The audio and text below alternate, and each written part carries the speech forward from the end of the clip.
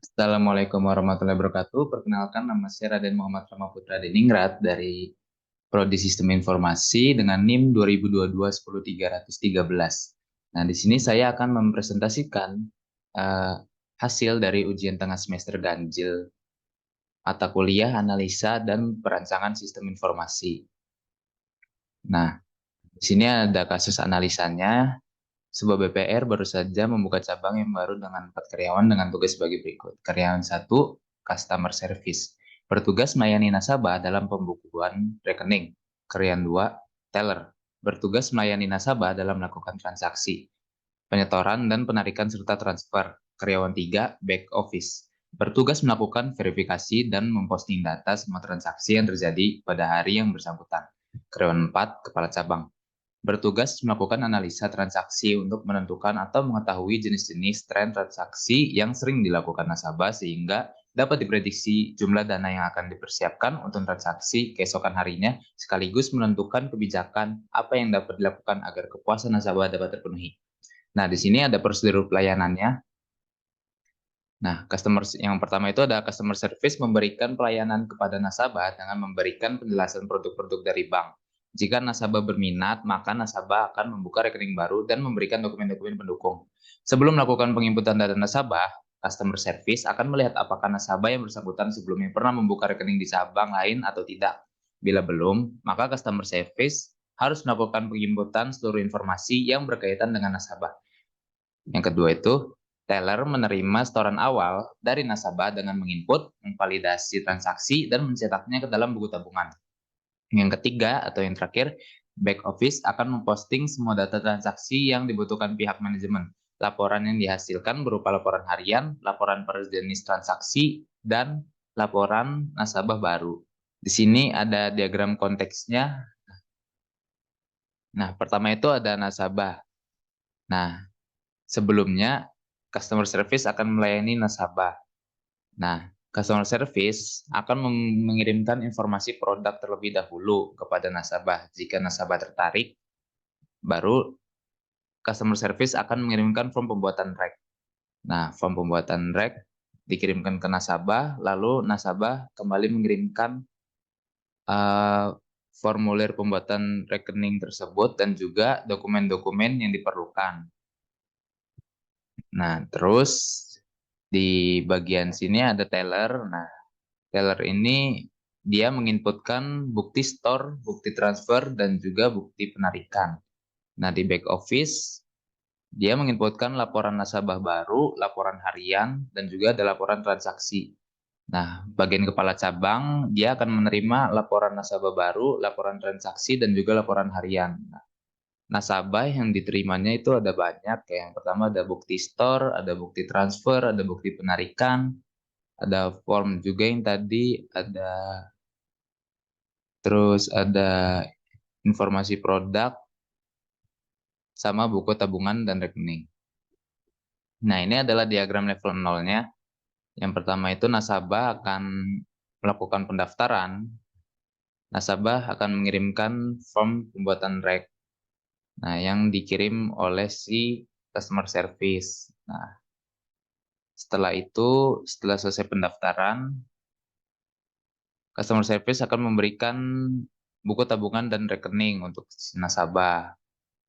Nah, lanjut ke sini.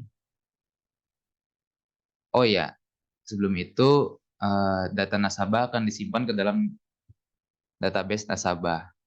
Nah, setelah pendaftaran, pendaftaran akan mengirimkan buku tabungan dan rekening ke proses kedua, yaitu penyetoran. Nah, di sini nasabah akan eh,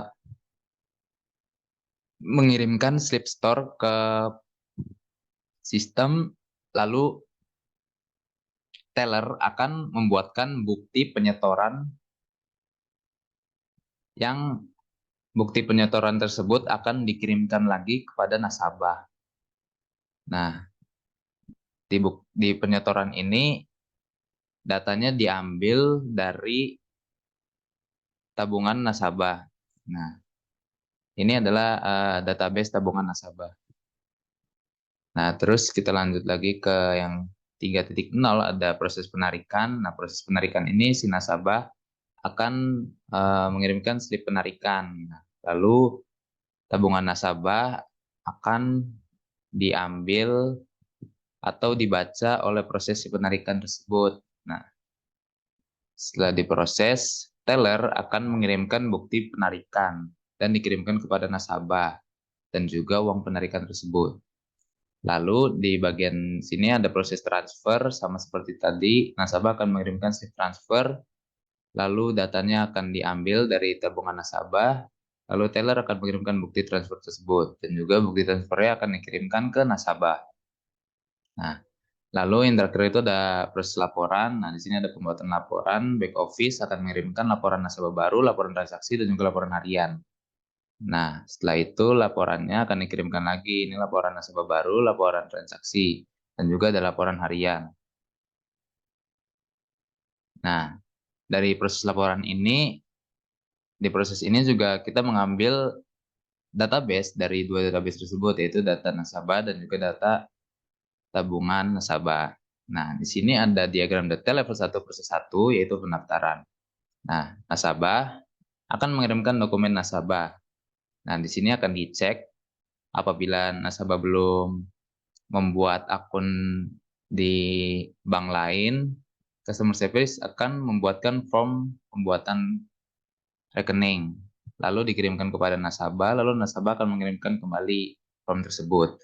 Nah, data nasabah yang sudah terdaftar akan disimpan ke dalam database nasabah. Lalu lanjut ke 1,1.2, 1.2 itu tambah nasabah, lalu lanjut dari sini akan dikirimkan form pembuatan rekening. Nah, lanjut ke 1.3, pembuatan buku tabungan dan rekening.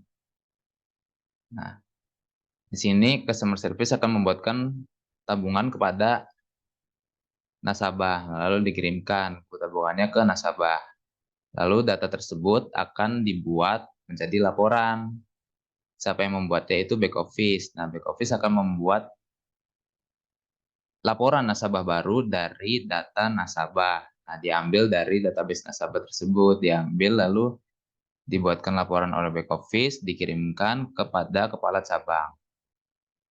Nah, yang kedua itu ada diagram detail level 1, proses 2, yaitu bagian store atau penyetoran. Nah, nasabah akan mengirimkan slip setoran di proses 2,2.1.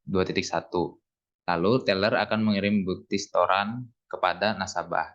Nah, data store tersebut akan ditaruh ke dalam tabungan nasabah. Nah, setelah itu baru dibuatkan laporan di 2.2. Nah, data tabungan akan dipakai di laporan 2.2 ini.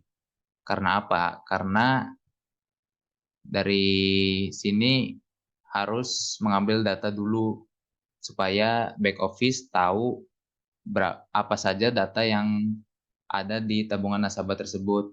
Nah, setelah dikirimkan, data tabungannya dikirimkan ke back office, lalu back office akan membuat laporan harian dan juga laporan transaksi dan dikirimkan kepada kepala cabang.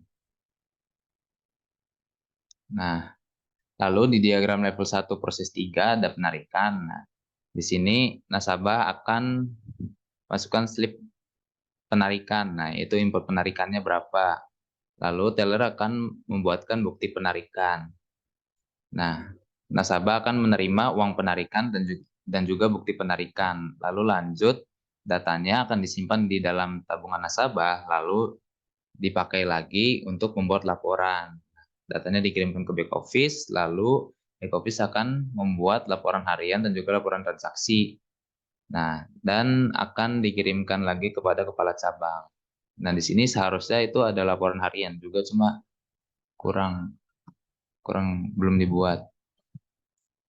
Nah, terus ada diagram level 1 proses 4, transfer. Nah, hampir mirip seperti yang di atas, yang tadi itu yang penarikan. Nah, nasabah akan mengirimkan slip transfer. Nah, lalu diinput berapa jumlah transfernya, teller akan mengirimkan bukti transfer, lalu buktinya dikirim ke nasabah, datanya akan disimpan ke tabungan nasabah, lalu membuat laporan ngambil dari database tabungan nasabah, dikirim ke back office, lalu dibuatkan laporan harian dan laporan transaksinya, lalu dikirim kepada kepala cabang. Lanjut, yang terakhir itu ada diagram level 1/5 ada laporan. Nah, di laporan ini